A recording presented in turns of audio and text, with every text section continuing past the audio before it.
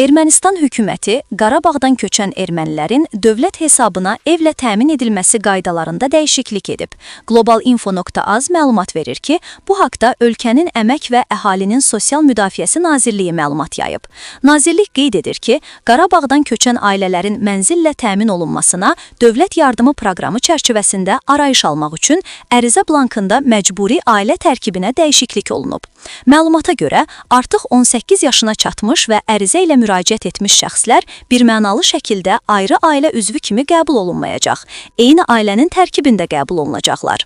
Əlavə edək ki, son zamanlarda Qarabağ erməniləri üçün nəzərdə tutulan sosial paketlərin həyata keçirilməsi ilə bağlı narazılıqlar artıq. Hökumətin bəzi qayda və tələbləri tədricən sərtləşdirdiyi bildirilir. Məlumata görə, ölkə daxilində də sözü gedən şəxslərə normal münasibət göstərilmir. Həmçinin sosial ehtiyacları lazımi səviyyədə təmin olunmur. Hətta bəzilər təqiblərə məruz qaldıqlarını iddia edirlər.